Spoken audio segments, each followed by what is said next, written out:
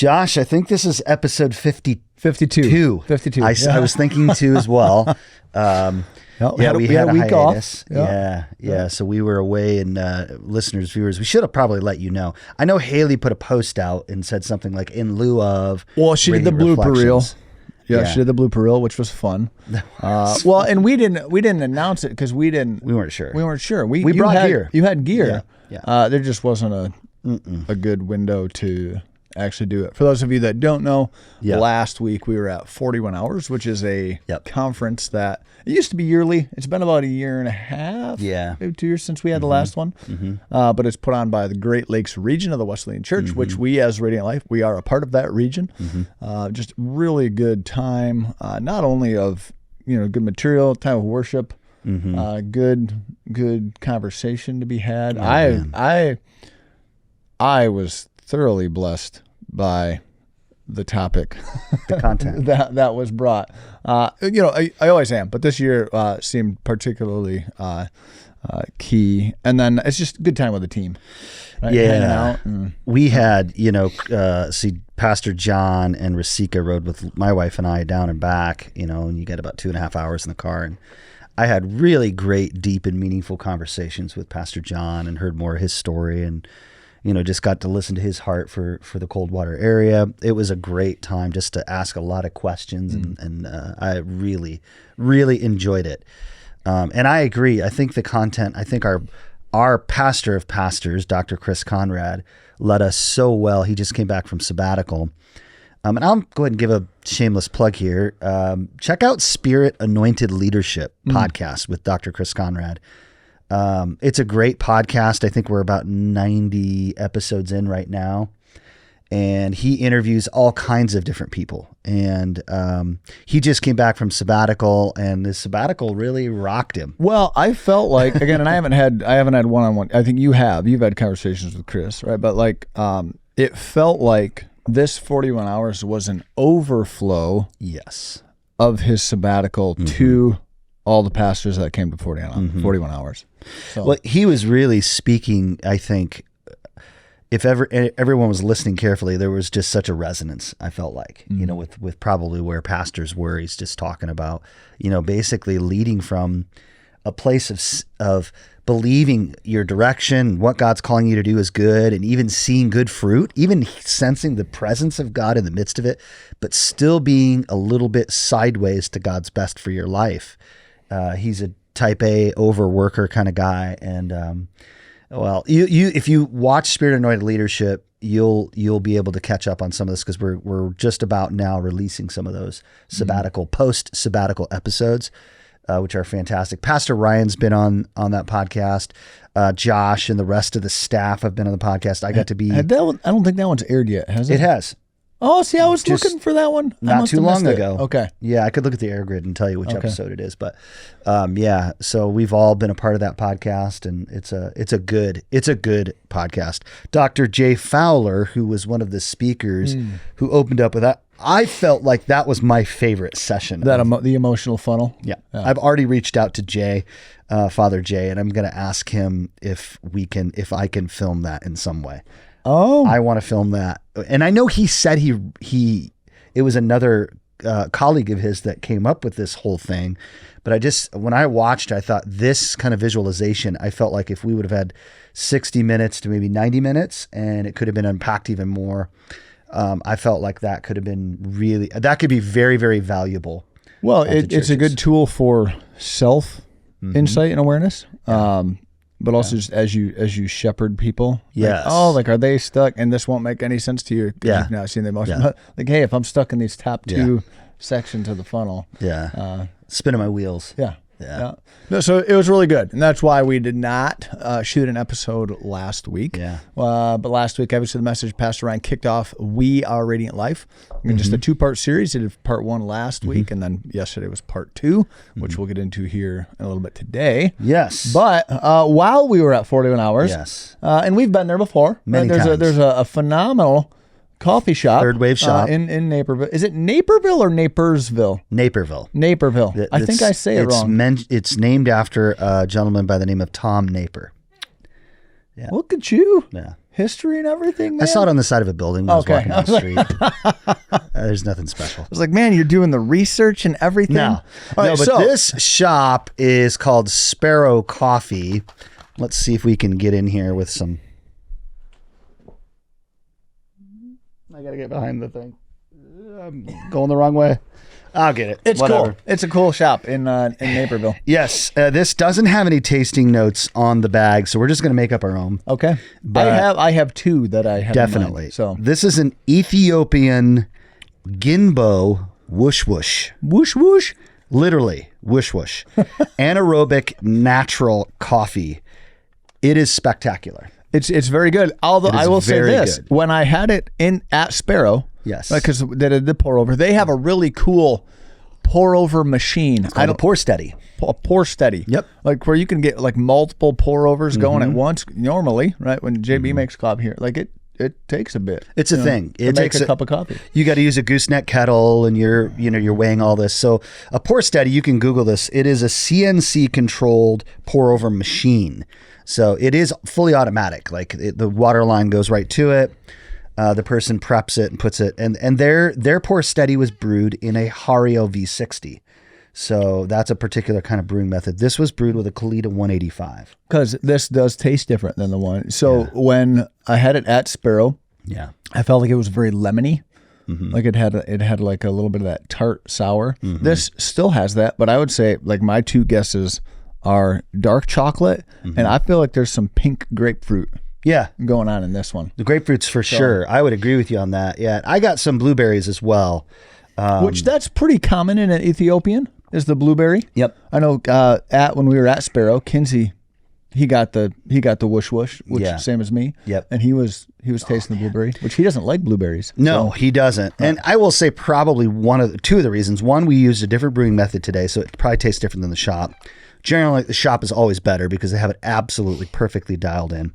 But also, this was roasted on the 17th. So we're 13 days past, we're still within a great window of coffee. But I would tell you, order some coffee off of Sparrow. One of the things I noticed about Sparrow's coffee, which is very unique for a third wave shop, they sell their coffee in 1 pound bags, 16 ounces. Almost all third wave coffee is 10 ounce bags. Almost always 240, 250 grams of coffee. This is a big old monster bag of coffee, a lot of coffee. It's a lot of coffee. Speaking of coffee, right? Haley hooked us up. We drank it yesterday in the green room. So she got me a bag of Papua New Guinea. Ooh. So that was good. I don't have the gear to do like fancy stuff, so I did it in a French press. Sure. But it was a good cup of coffee. Sure. So Haley, Chris. Yeah. So I drank several shots of the Fortuna Ethiopian, which Chris had shared with me, I don't know, a couple of years ago. Phenomenal coffee. Really, really good coffee. I drank a couple shots of that, and then I had a pour over or two, and then I decided I'm going to share this with the rest of the worship team.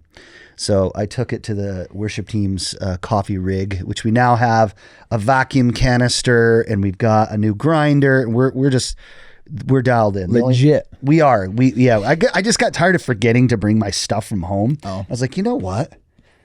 I can just buy the stuff that I need because we're going to use it. We will use it, and it's team building. I like it. People like it, and so there's always value added, right? I believe so. Like have a good cup of coffee. Yeah. Absolutely. It's good stuff, man. Yep, and a lot of the coffee, the worship team members are coffee people too. Maybe not to the degree that I am, but they're probably healthier for it. Joel's pretty into it. Joel's very into it. Joel Wilkinson. Joel's legit. Yeah, he is. Yeah. And he's a podcaster as well. His podcast called The Evidence Podcast. Which I saw they had Rod Chubbs. And Tammy. Yeah. Yes, that was a really good episode. Check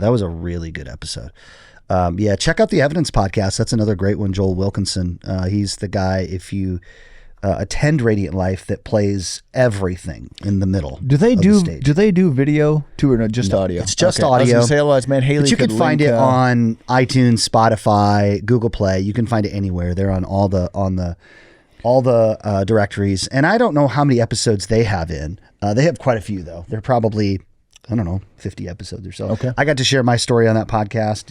It's been a couple of years ago with Jason and Joel, the 2 Wilkinson brothers. Powerhouse guys. A couple of cool dudes. They're great guys. Some of the best guys I know, really, truly. Good stuff. Yeah. So episode 52, this is a different kind of episode because we're talking about a message, We Are Radiant series, part 2, with all 4 pastors. Not all 4. You're a pastor. Well, true. Pam is a pastor. Pam and I, Karen is a pastor. Which I was thinking, when are we going to have Karen share something like this? I like, Karen was with the worship team the whole month of October on Thursday nights sharing about prayer.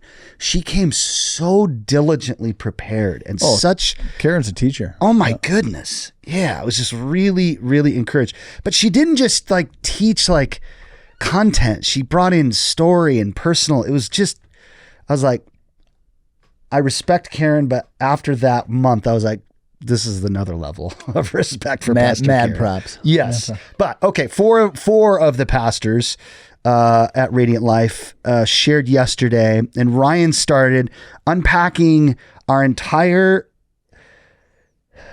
statement of, what is it? Well, so we have our vision. Yes. Not statement which our vision being we want to see everyone come fully alive in Christ. Yeah. And then we have our mission, which is living out our God-given purpose every day by reaching the lost, by being transformed by Jesus, reaching the lost, and making disciples who make disciples. Yes. And then we went through and systematically addressed those 4 main components. Yeah, and you guys took a single word, essentially, of each. And I didn't catch that until I got a little bit in with my notes. But Ryan's word, what was Ryan's purpose. word? Purpose. The purpose was his. Okay, I'm gonna update my notes here. Yeah, so purpose, transformation. Reaching the lost. I know those and then just disciples, making disciples was. Making disciples, yeah. So Ryan's first take on discovering purpose, I thought was interesting because, he shared a fact: 87% of people don't know their purpose. How did that land with you, Josh? I was kind of shocked by that high. I mean, that's almost 9 out of 10. I'm curious though if it's. I mean, and I don't know I didn't look at the study, so I don't know the methodology or anything like that. I think it was Barna.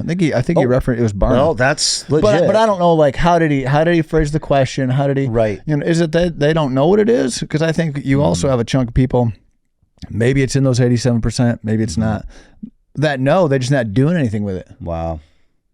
The statistic for a long time within churches is you've got 20% of the people doing 80% of the stuff. That's kind of the go-to statistic. You've usually got a small number of people, and they're the ones that drive pretty much everything, right? Which is totally lopsided and weird because it is. If the church is a body, every single person who's following Jesus, right? If you go to a church and you're not a follower of Jesus, hey, you're not, whatever. But you have a role to play, right, in building up the body. Mm-hmm.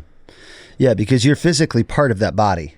If we think about our own bodies and how they work, and the analogy is not lost on us because the idea would be some kind of a utopia if we had a Christian community of people who every person was doing these 4 things in some capacity based on their purpose.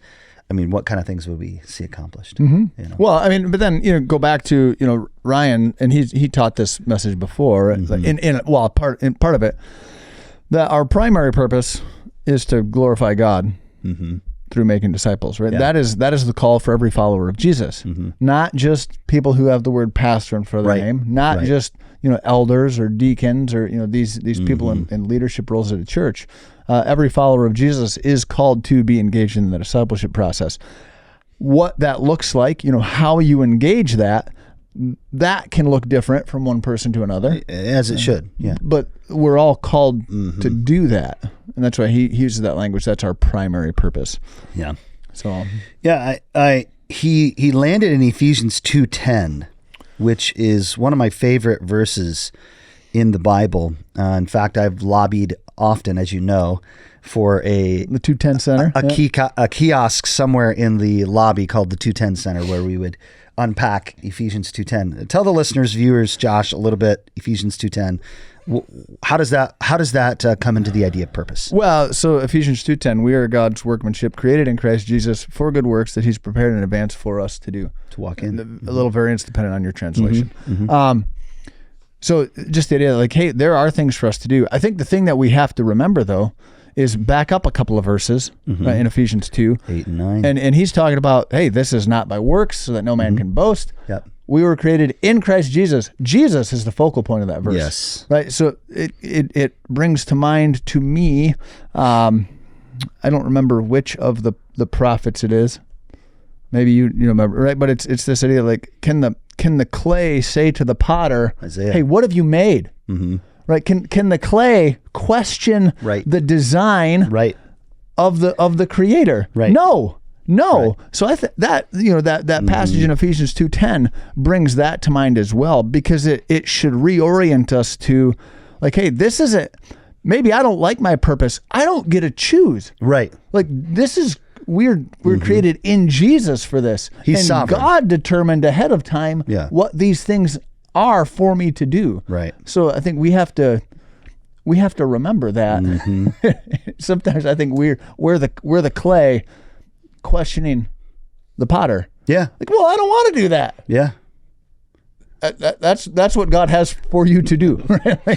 I wrote down, and Ryan mentioned this, God didn't make a mistake. No. So the people listeners, viewers that you might be saying, I don't know my purpose. Well, there is a purpose first. Secondly, maybe you're in that boat where you're not sure that you like the purpose that God has placed in your life.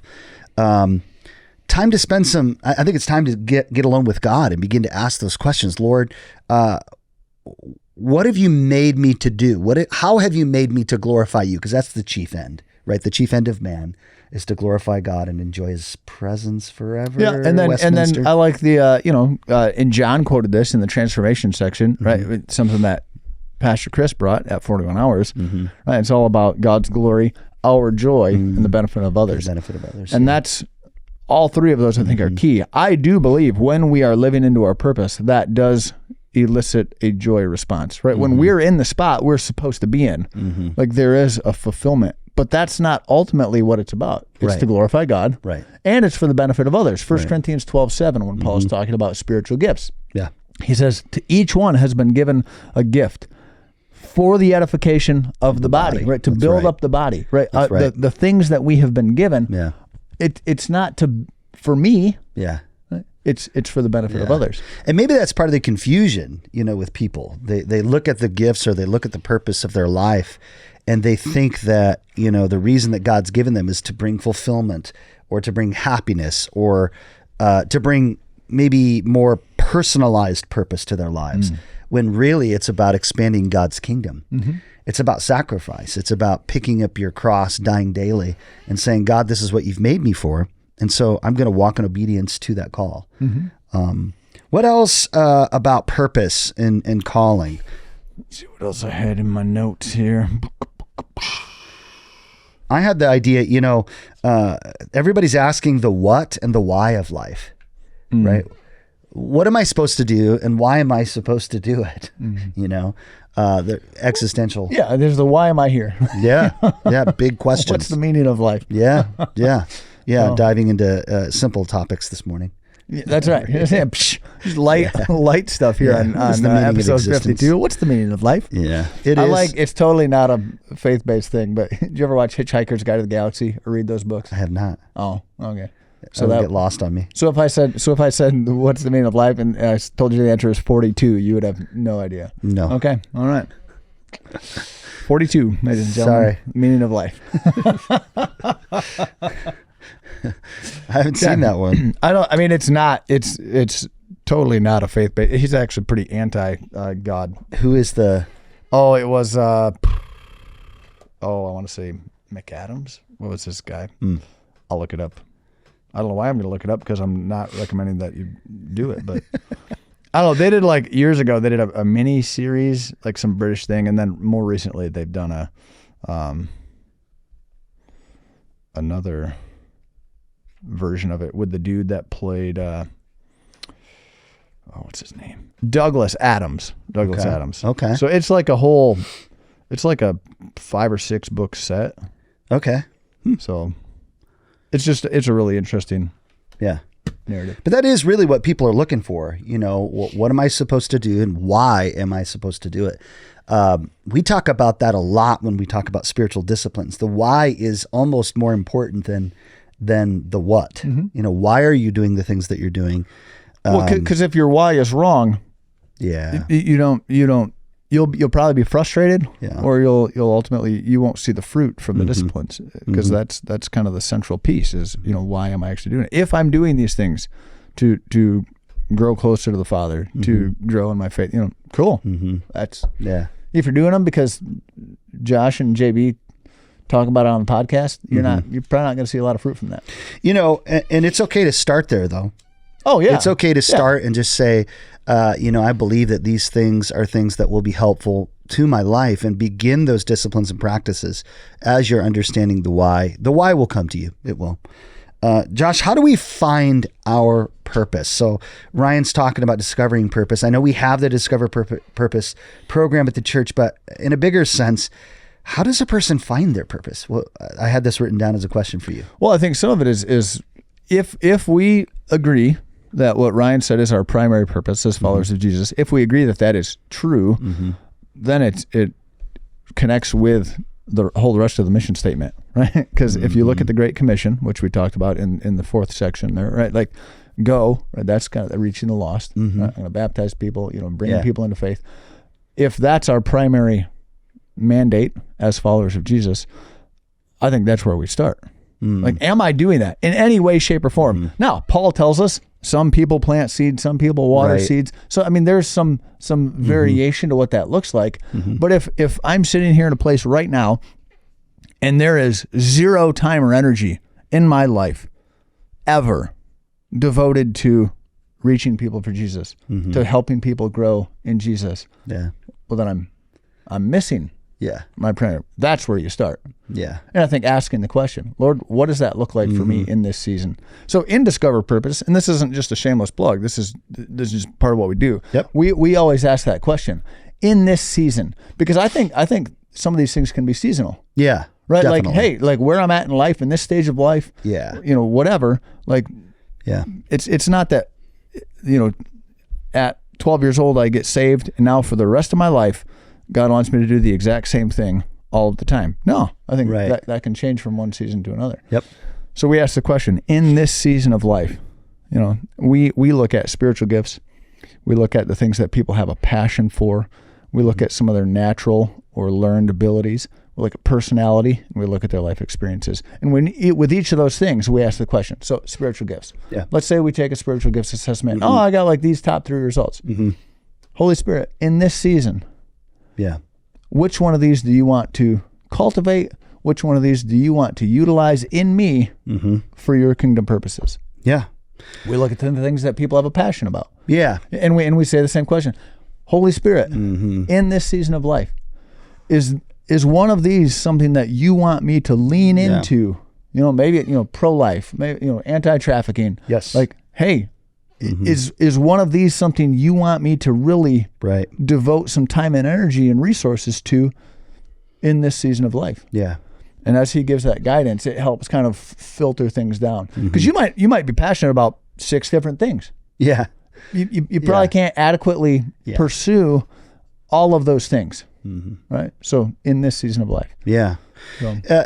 Quickly, Josh, before we move on to the next one with Pastor John, would you tell the listeners and viewers what's a purpose you're discovering right now in your own life, and how are you walking in that? Oh man, you're going to put me right on the spot. So I will, let me process just a second. I'll zoom out. So when you talk about your primary, hey, we're going to help disciple people, I'll say one of them has been the Institute, right? To help ground people in a deeper understanding of the biblical story, right? Which is what we cover in the Institute, biblical story, key doctrines. Right? And this has been something for years and years and years, has been a passion, right? Essentially trying to get people to own their faith. That was my driving force when I was engaged in youth ministry. Mm-hmm. Like, hey, I don't care if your mom and dad could be awesome followers of Jesus. Mm-hmm. I don't care. I mean, I do, but like great. Like, you don't get in the grand scheme of things. Right. In the grand scheme of things, like, you got to own it. Yeah. And so we do that in the Institute. Hey, what do you want to do? Like, with this, hey, here's a doctrine. What do you actually believe about that? Mm-hmm. Why do you believe it? And then we cover spiritual disciplines. Mm-hmm. So one of my purposes is helping people really. I'll condense it to really owning their faith. Wonderful. I don't know if that makes sense. No, it's good. How about you? Yeah, I would say, and I just had shared this with Ryan not too long ago, and I think I shared it with you. I'm really sensing a call towards helping people with spiritual formation. In addition to leading worship as a primary calling, I've been a worship pastor for over 20 years mm-hmm. now, but I am sensing God's call towards helping people with spiritual formation, and really been diving in. And we had kind of conversation before the cameras and stuff was rolling, diving into some of the brain science that kind of runs adjacent to the spiritual disciplines and practices. Mm. So. That's a vein of I'll say research, and as little as reading books. I mean, not like, academic papers or anything like that, at least not yet, but kind of considering those things. And what does it look like to help people towards spiritual disciplines and practices and life formation overall? And I know this is a kitschy thing to say, but life design. So how do you craft a purpose, craft a statement for your life? How do you design a life that is healthy and whole in all areas? So physically, emotionally, and spiritually healthy. The three pillars, yeah. The three pillars, yes. And right now we just finished a year-long journey with some folks on the worship team in a cohort, started a year-long journey with some folks on our worship team, and then some other worship leaders in the GLR kind of doing these things. And we'll see, what the Lord does after that. I kind of sense that I'm probably going to go towards a certification in spiritual direction after that. So, hey, super cool. Ingrid, have you talked to Ingrid about this? Yes. College Wesleyan Church? Have you talked about that? She hasn't told me where her certification's coming from. So it's College Wesleyan Church, which is significantly less expensive. Okay. Than some Renovare, it's like $4 or $5 grand. You got to travel multiple times. College Wesleyan Church down in Marion. Okay. It was like is that where she's going to pursue hers? Yes. So right adjacent to Indiana Wesleyan University. Yeah. They've got a program. I think she's jumping into that. Okay. That might be something to check out. I'm going to check it out. I've got my spiritual director turned me on to it's an international organization that certifies spiritual directors, and it's a 2-year journey. So it's like kind of a long thing. Mm-hmm. So my goal is in the fall of 24 to start that. Okay. And so I would be done in the fall of 26. But in the meantime, what's cool is spiritual direction is such a, I don't know how to say, it's something that you don't really need certification to accomplish it. You don't need. And I'll probably upset some people here. Yeah. I think to a certain extent that can be true with like even counseling. Yes. I see that, dude. I'll tell you what. Yes. No, never mind. Okay. Haley would probably have to cut that. Okay. You just self-edited right there. But yeah. I mean, I think there's value, right? I mean, obviously, like if, in pursuing education, right? You're gonna become familiar with tools that you might otherwise never find. Yeah. But I agree. I think sometimes we put too much emphasis on credentials when, based on your life experience, you are qualified to walk alongside people in some way, shape, or form. Well, and what we're studying right now as a staff going through this book together, the idea of Hesed, or a community of people who experience joy being in one another's presence and growing together. I value the laying on of hands in that sense in such a greater than a shingle on the wall. You know what I mean? That if my brothers and sisters who I'm doing life with on a regular basis, who I serve in ministry and in pastoral care with them, if they lay hands and say there's a commissioning there, that's up here to me. Well, you look at scripture, right? Paul writes to Timothy, the requirements for an elder. Yeah. It doesn't have anything to do with your education level. No. It actually has to do with how well you run a household. Yes, that's correct. It's in my reading right now in Timothy, which is life experience. Yeah. Right. If I don't know. We'll probably get sideways there. But yeah, which I really appreciate, because like our particular discipline, denomination, they actually recognize a lot of those life experience kind of things towards licensing and ordination, which I think is really cool. The Bible college that I went to, you could test out, same kind of thing. You could write a paper and get some references from other respectable people around you to be able to say, yeah, this person does know about X, Y, or Z in ministry. So that's pretty cool. Yep. But anything else on purpose, Josh? No, again, we'll just reiterate those questions. He asked, what's stirring in my heart? Which, in Discover Purpose, one of the things we talk about is passions, the things you have a heart for. Yeah. Are there things that are kind of bubbling to the surface? Josh, I couldn't help think of the offices in this conversation on purpose. Right. Oh. So when we're going through the prayer of examine, we're looking for consolations and desolations, right? Desolations meaning the things that are not bringing you joy and happiness, and consolations, the things that are continuing to there's something coming to me from God in the midst of considering that's bringing me joy and happiness. As we find those consolations during the examine, those might be ways to discover your purpose, or to say, let's lean into the places where I'm experiencing the consolation that is in God's presence. That's good. Yeah. That's good. All right. Transformation. Pastor John, man. Yeah, he brought it. That's the first time he's done any sort of teaching from our platform. I felt like he was he was spot on. I mean, he was able to share part of his story. He was. Which is, he's got brokenness. He's got a pretty cool testimony of the way that God, I mean, literally how his life has been transformed by Jesus. Yes. So. Yes. It was, I kind of thought, man, and I saw him in the lobby after first service, and I just gave him a hug, and I said, man, thanks for being so transparent and vulnerable with us. I mean, you said some things that, people, I mean, it's out there in the public now. So Pastor John experienced sexual abuse in his childhood over a period of years from his adoptive father. And he openly talked about that. He openly talked about how that affected him, how it eventually stopped, and how he went through a process of coming to understanding the biggest existential question is, why is there suffering in the world? And he's asking, God, why did you allow this to happen? Transforming that question into something that I didn't go through what he went through, but I'm still, even listening to him, like, I'm having a hard time seeing how you even came to that thing. But that's the miracle of what he talked about. So, well, and I love, he had towards the end, he said something. He says, we can't take our junk where God wants us to go.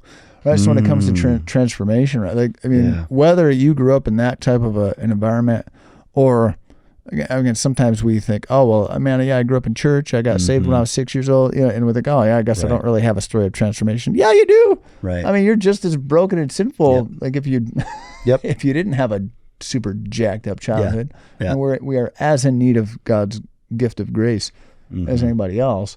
Yeah. But I think it's important, because sometimes we hold on to our junk, right? Like we just, like, for whatever reason, and I don't try to make light of the trauma that people have walked through. I'm not trying to diminish that, right? But we hang on to that, and we let that continue to kind of define who we are, which affects the way that we live our life, right? And that's going to be a hindrance to what it is that God is calling us into, right? That's going to get in the way of us really living into our purpose. Right? Was it Pilgrim's Progress, the story when the guy, the main character, has the backpack and the stuff on him, and it's piled and piled and piled, and he's got to get that off. He drops it at the foot of the cross. Yeah. I think it's not only our own sins that are redeemed and forgiven at the cross, but also the things that are the sins against us. And I think those sins against us are the things that are processed over time. I wrote down with John's story, even in trauma, even in suffering, even in the abuse that he experienced, he said God was there. God was with him. And that's, that's really cool to be able to look at what what a story, and then to even look back and say, yeah, like I'll look at even in the midst of this total garbage that happened, I can actually look back and see the protective hand of God, even in that mess, right? Like that's pretty awesome. Yeah, that was a work of God, for him to be able to say, and he said it a number of times, it could have been worse. It's like, man, really? How? I mean, like, how could that have been worse? It's like, that's really horrible. But from the guy who went through it, that's what he said, and he gave us, these 3 D words, desirability, disillusionment, and despair. He was struggling with this feeling of being someone who was wanted and accepted because he was adopted. His birth parents, I'm not sure if he knows who his biological father is, but the mother was a drug addict, and his biological mother was a drug addict, and he lost the privilege of having John as a son. Which made him disillusioned. Like, what does this mean? And up into his 20s, he's a drug addict. And if you didn't watch the episode, listener, viewer, if you're not, we know we have listeners and viewers who aren't even directly connected to Radiant Life. We would tell you to go back and check that episode out. Did you review service yesterday online? I did. It's cut into 2 pieces because of an issue with the live stream. Okay, because I clicked Haley in. fixed it. Maybe. Okay, because I clicked in. I'm like, dude, it cut out after an hour. Well, look up the whole I clicked in and it started at the 40-minute mark in the middle of John's story. Okay. It's like all the music up front, which is generally what I'm reviewing when I'm doing that stuff. Yeah, we had a little blip with the live stream. But both halves are on there. They're so there. People can access that. They are there. Perfect. And finally, he came to this place of despair and asked that question, why did God allow this? He shared Psalm 139:13 that even before, God knew you before. He knew these things. Romans 5:8, Romans 8:15.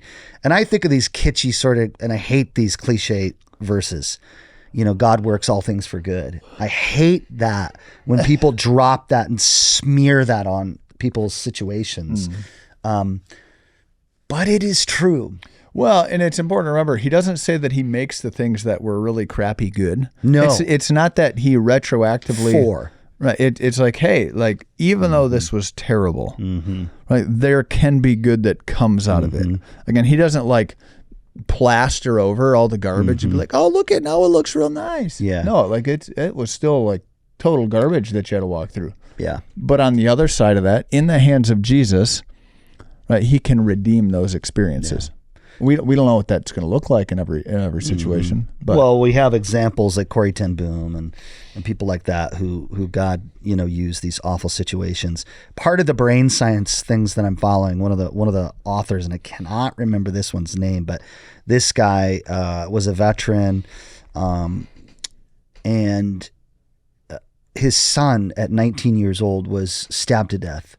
He and his wife lost their son at 19 years old to murder, not just like car accident or some person did this to their son. And listening to a podcast where this guy's talking about this experience, he said, "I'll never be glad that it happened. I will never say that is good." But there absolutely has been good because of it. Because this happened in my life, there has been good. It is not good, but God used it for good. And that is really, oh man, that's hard. That's a hard hard thing to swallow. So Jim Bontrager, he's I think he still functions in this capacity. For a long time, he was one of the chaplains for Elkhart Police Department. And he talks about that. I've sat under a teaching that he did, and he talks about how him and his wife, they lost a baby, like an infant baby, and just how challenging that was to walk through. But a short time after that actually set them up to be able to minister to somebody who had lost a baby. So having walked through that themselves. Yeah. And I mean, this is kind of selfish. I'm like, Lord, I never want to be able to minister to people like that from experience. Like, correct. I don't know, if I can avoid that, like, please no. Yeah. Pick something else, please. Right. Right. Yeah. But he was able to look at that And even though, like you said, like this was a terrible thing that happened. It will never be good. Right. That thing will never be good. Deeply. God used it, right, and allowed us to redeem that in some way, shape, or form to be able to minister to these people in a place of pain and come alongside and just and mourn with it, because we do, like, in some capacity, we understand the loss that this family just experienced, Yeah. So, yep. And we've got families right now at Radiant Life that are facing some of that, loss like that. It's just like, okay, Lord, I don't understand this. I don't know how this can be good. And I'm pressing into the mystery of what you know that I don't know. That's all I have hope in.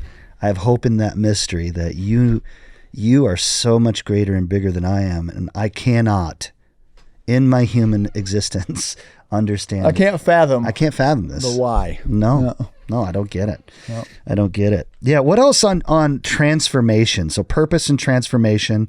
Anything else there, well, Josh? Just on transformation, he asked the questions, what needs transformed in me? Yep, and what is Jesus inviting me to surrender, right? That's the prayer of David.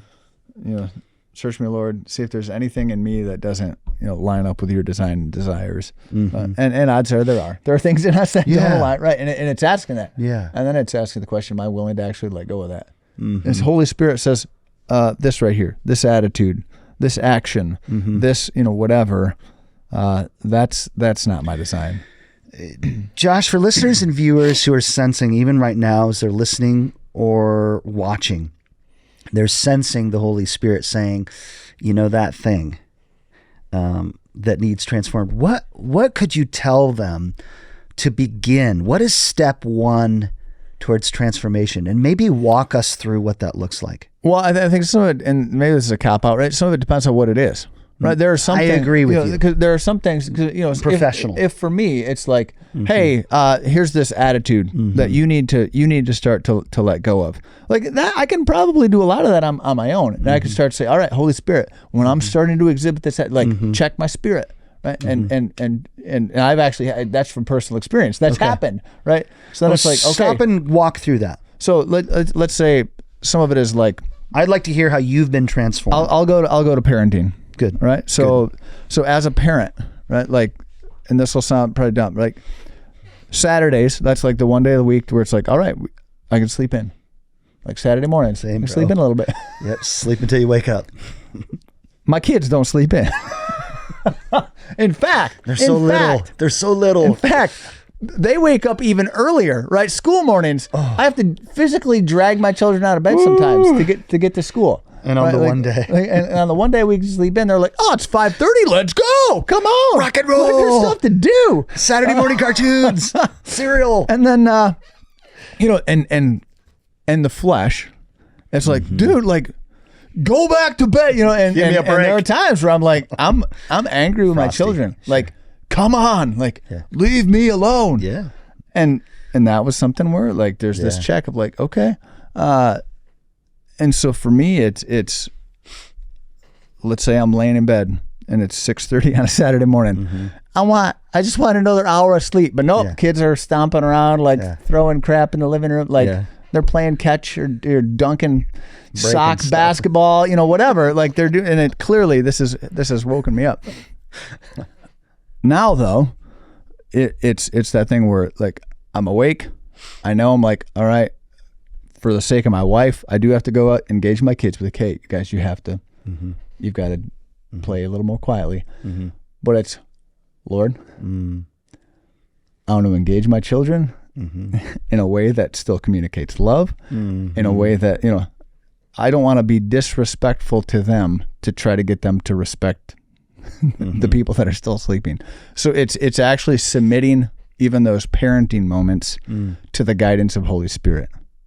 So you're experiencing kind of the first step of transformation in hearing the voice of God and what could potentially happen when you leave your bedroom and you're like, I could get flipped out right now. And so you hear God saying, there's another way to do this. You pause, you take a moment, you ask, you literally have a conversation with God. Help me as I go out of my jammies and exit the room to help Nicole stay asleep, to be in a loving a connection with my kids.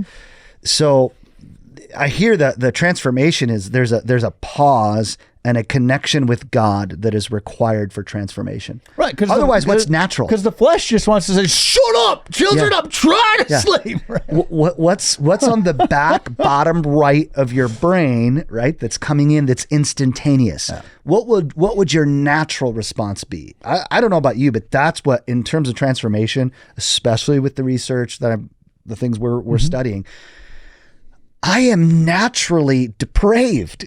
Like I am naturally inclined to do and say and behave in ways that do not represent Jesus. That is my nature.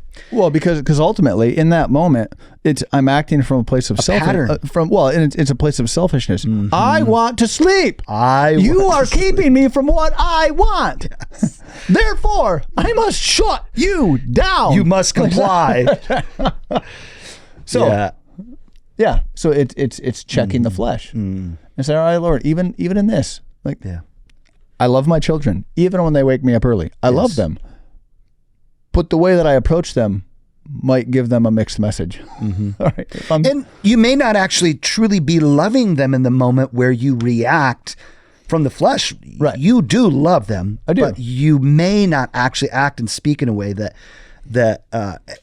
it's seeming to me like it's all God is bringing an awareness and a consciousness to us of not only our sin nature, but of a different way. Like God's saying there's this different way, a pause and reflections, like Holy Spirit, speak in this moment because I know me. Like I know who I am. Yeah. So as far as like the transformation process, I would say that's probably a relatively simple thing. There are things, and you alluded to this a minute ago, right? Like, let's say the thing that I need to surrender or give up is some form of addiction, right? I probably can't do that on my own. Right. This is where you bring somebody else. You need a community of people. You might need professional, like whether it's a counselor, depending on what it is, a spiritual director, sometimes maybe a medical professional, right? Like if you're navigating substance addiction, like those are things where sometimes you don't just quit cold turkey, right? And you need some level of medical intervention. There are experiences, and you had this, right, where miraculously, boom, that doesn't happen in every case. I was in spaces in my life where, not by my own choice, I was sober for periods of time, and I was sick. I was physically sick from it, So that's definitely real. But I want to go back to what you're saying there. I think that there are some ways that we can make basically internal check, connection with the Spirit, and be transformed. But even that, even you being the only person awake in your bedroom, your wife is still sleeping, even your capacity and ability to do what you did, to experience transformation before you go out and engage your kids, it still happened in community. You knew somehow through relation with other folks that you're doing life with, like, I know that my natural capacity is to be wrong in this situation. You knew that by identity. Like, as a parent, like maybe from your own parents, that is not an okay way to come blazing out of the room on a Saturday morning at 6:30. Like, shut up! You knew. So community is still engaged. Hesed is still engaged in transformation, sort of in the background of what we've been informed and how we've been fashioned, our character. And in the brain science, it's the things that are pre-conscious. Like, this is happening electrically in your mind. In your brain before you can even form speech, before you can say the things that you're thinking, the response is already happening. And the goal is to experience the transformation of the Holy Spirit within community so that we can change the way that we are before we think, so that the nature of who we are is renewed, so that it's for our joy, for God's glory, for the sake of others. Well, and it's in the other half of church, right? It talks about we're essentially training, and this is a huge part of spiritual formation. Is you're not just changing the behavior, you're changing the reflex. To where over time, the goal will be right. And I wake up at 5:30 on a Saturday morning, and my reflex is one of love. What games will I play with my kids? Right. Hey, you know what? My kids are up.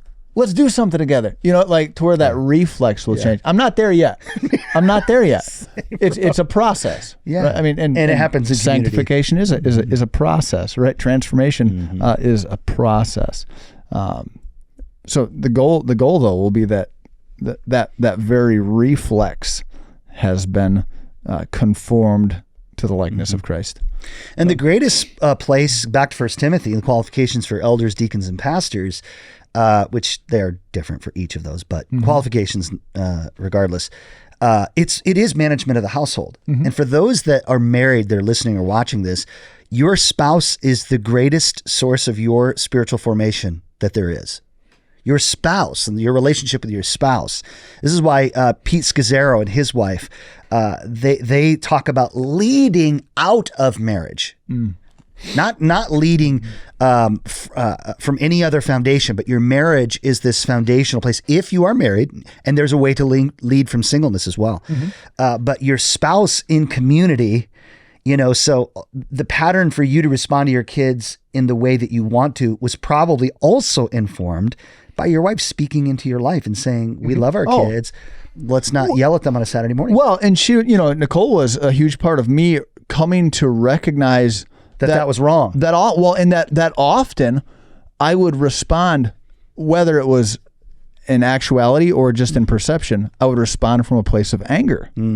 Right. To where that was like a blind spot to me. Yeah. So I thought, no, like I'm good. Yep. You know, I'm doing awesome. Yeah. She's like, not so much. But also like that, it highlights reality too, right? Like, I think we're doing it wrong if we can sit and interact with somebody and listen and be compassionate and shepherd in a gentle manner, right? And we can do that for all these people, but then we go home and we're screaming at our wife and kids. We're doing it wrong.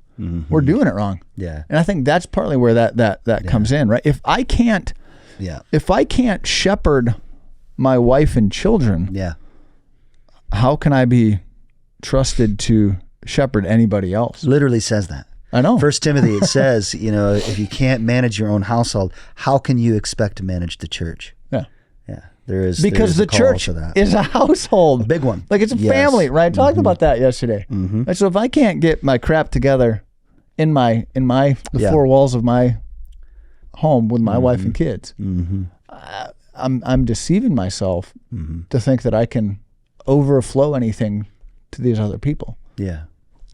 And it is God's grace and mercy that we even come to that place of transformation in our homes. You know, God's grace that speaks to us and says, you know, there's a better way to communicate that to your wife and kids, or vice versa. You know, so. And hey, don't hear. I'm not a perfect parent, like not by any means.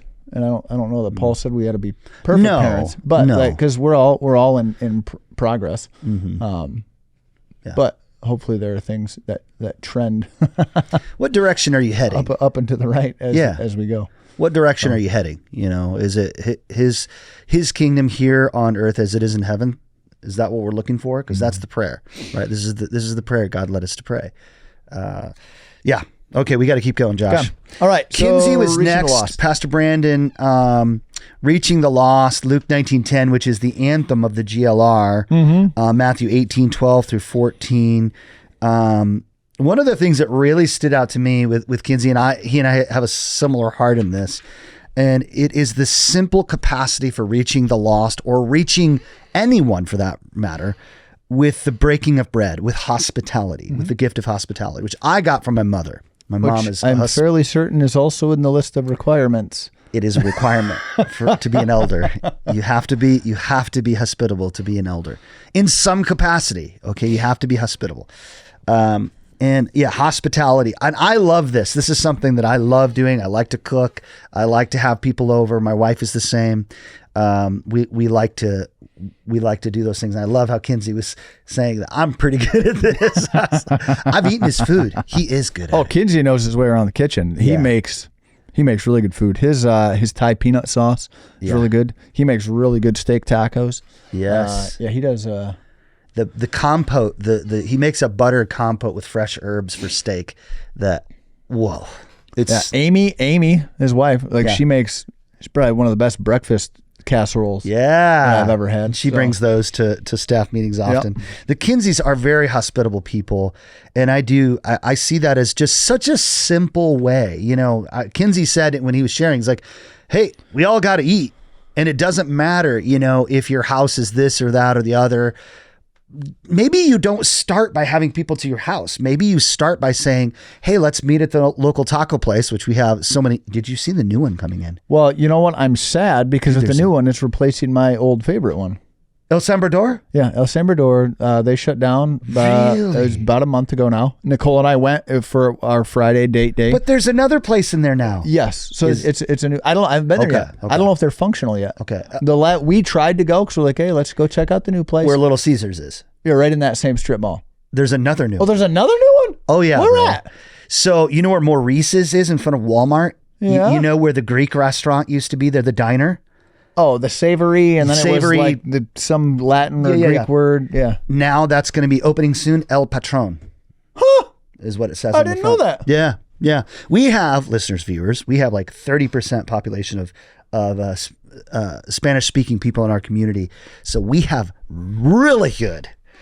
We do. And we go and travel. We do stuff in other parts of the country, and I'm telling you, our food is serious here. It's fantastic. Again, I'm sad. Little tear there for the loss. Maybe the next one will be good. Yeah, but I don't know if it'll be as good. El Sembrador was good. Look at their gorditas. Man, gorditas at Miguel's though. They're not but those are crunchier. Okay. So the ones at El Sembrador, they soft? They were crispy. It was crisp, like light and crispy. San Miguel's are more. It's like a thicker. It is a crunch. dough. So yeah, it's more of like a masa sort of. But yeah. Yep. Hospitality. Reaching the lost. Kinsey, he talked about the bless method, which a couple of years ago we did the reaching out series, and it's bless. Begin with prayer, listen.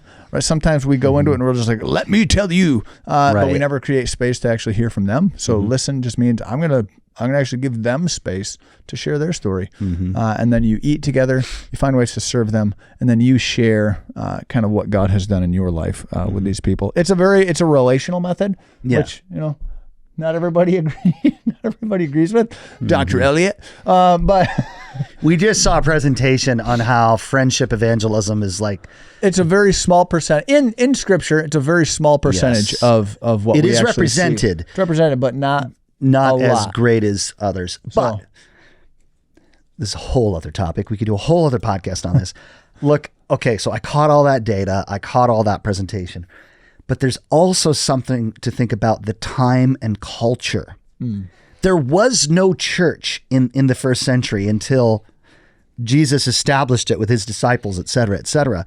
And so some of those methodologies that happened in the first century, we cannot just say, okay, in the 21st century, that we can just replicate exactly what happened in the first. It's a different world. Like it's a different. It's different. So I think when we go and we try to do apples to apples with methodologies, I don't know. It doesn't all translate. It doesn't always, compute. But at any rate, I like the hospitality side of things that Kinsey said. And maybe a quick question to ask you, and Kinsey asked this question: how am I reaching the lost? So is it as simple as grabbing a couple people to play pickleball? Is it as simple as having tacos at the new El Patron? We don't know. We haven't been there yet. Or whatever it might be. Maybe ask yourself that question. And maybe your answer will be, I don't know that I am. And if it isn't, then you need to make some change. Well, just that idea that the Father loves the lost. Do we? Yes. Right? I mean, if we're going to conform our life to the likeness of Jesus, which is what discipleship is, and he pursued the lost, can I actually say that I'm following him if there's no pursuit of the lost on my part? Yeah. The last pastor, Pastor Josh. Yeah, I don't have any notes on our lead this guy. pastor of ministries. The guy was kind of a joke. I don't know. It's not true. Didn't have anything noteworthy. I got a big one from this one. I got a big one. But ultimately, Josh, you were talking about what it means to make disciples. And of course, Matthew 28, 18 through 20. But you said something that I've heard a number of times, but it spawned another thought. So we can't lead someone we haven't been. I do it every day. I drop my fidget every day, and I'm trying to get it out from underneath the desk. We can't lead someone we haven't been. Talk about why that is.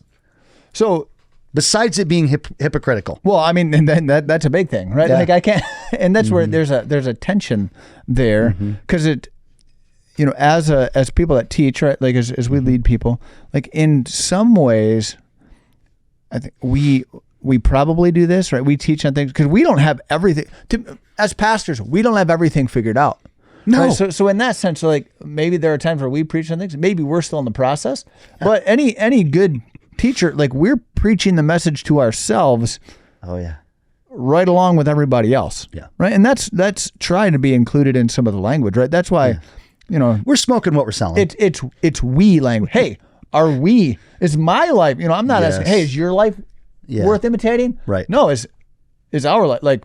Man, that question applies to me just as much as anybody in the seats. Dude, I forgot what your question was. What was your question? You can't lead someone you haven't been. Why is that a truth? And unpack that a little bit more. How do we get to a place where we can identify those places that we've been, and then maybe lead people, i.e., make them disciples in the places that we have been? Well, so let's go to like spiritual disciplines and practices. Yeah. Like we can get up there and say, all right, hey, yeah, guys, like you should fast and you should pray and you should do silence and solitude. Like, yeah, those are really good things. Yeah. And we could say that, but we can't actually bring somebody into that space if we aren't taking times of silence and solitude. We're painting this, oh yeah, you guys should do this. But we can't actually speak into it as somebody who's experienced the blessings and benefits of it, which as you and I talk about spiritual disciplines, we don't talk about disciplines that we haven't incorporated into our These are rhythms. Part of our lives. Yeah. It makes me think of what Jesus said to the Pharisees when he said, do as they say, not as they do. So this means they were teaching things that were true and biblical, but they weren't doing it the way that, according to the heart of Jesus. So do as they say, not as they do. We don't want to be like them. We want people to be able to look at our lives, and this is ultimately the place that you came to, and say, I see something in Josh's life.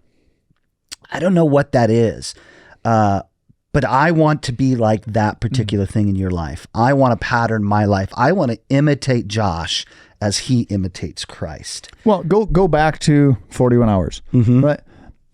If he had not done a sabbatical, we wouldn't have had the teachings that we did at 41 hours. Exactly. And I don't think John's transformation message would have been the same.